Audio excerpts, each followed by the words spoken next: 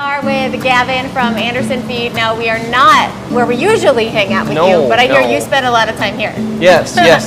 So today we're at the Kent facility, which is by the airport in Rockford. And this is my office segment. So last week alone, I spent every day in this. We actually delivered about 112 tons of feed, which is 224,000 pounds. Yeah, so you're bringing feed from Anderson Feed here? No, so this we actually use Kent as our tow mill, which means they make all of our diets for us. Oh, okay. So I come here for all of my feeds, everything basically. So is this something that happens in the summer because that's just when you need it? Summer is busy. Everyone likes growing chickens, pigs, everything in the summer because that's the popular time. They're trying to get ready for Thanksgiving or Christmas. Sure. So this is a very important time for everything to start going. So what actually happens here? So actually, it's basically like a cooking show here. We'll call it that. They measure out everything in gigantic totes, and then they'll mix it, and then cook it like cookies, basically. Okay. And that's kind of what it is. They actually have 31 bins to dump finished product into. Wow. And I think the bins, don't quote me on this, I think they're like 8 ton up to heavy. Up to 20 tons, and I know the 2 outdoor ones are 50 ton. So they can hold a lot of stuff here, and they just, now that it's their busy season, they're going 12 hours each shift. So how many times a day do you come here?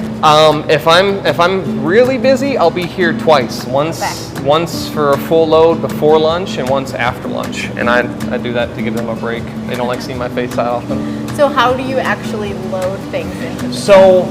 Everything is used using gravity, unless it's that outside one. They have an auger that brings it in, but everything kind of uses gravity to load into there. Otherwise, the truck can hold on 14 ton, and it actually unloads about a ton a minute, so 2,000 pounds a minute.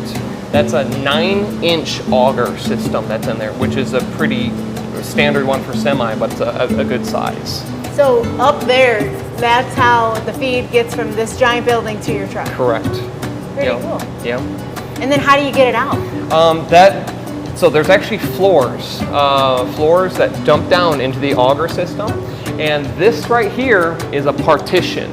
I actually have 3 of these in the truck, and I can move those. This is our bag bulk combination truck, so we can actually move the partition and put pallets of feed on there. So this wall will fold down so that way it's slanted into the auger system. And I'm able to unfold it and compact it to haul bags of feed on there. You do this all by yourself? Yes. That part is very impressive. Yeah. So all of that holds back the feed from overflowing the truck. Yeah. Okay. So you said summer's really busy. There are times when you're here twice a day. The rest of the year, do you still come here? Yes. And how often do you? We'll start slowing down again come November. Okay. It's kind of scary that it's all the way until November that it slows down, but that's very typical for cattle to start like increasing how much they eat when it gets colder. They don't like eating when it's hot. Which yes, it's very uncomfortable. So it's kind of the same with all animals. They'll drink more and they'll eat less because it's so hot out, which is kind of what it is today. Yeah, we can't keep you for much longer because we have stuff to do. Gavin, thank you for having us. Thank you very much. Red, White, and Blue Week continues next with Tamanique and a very cool Let's Try It. We'll be right back.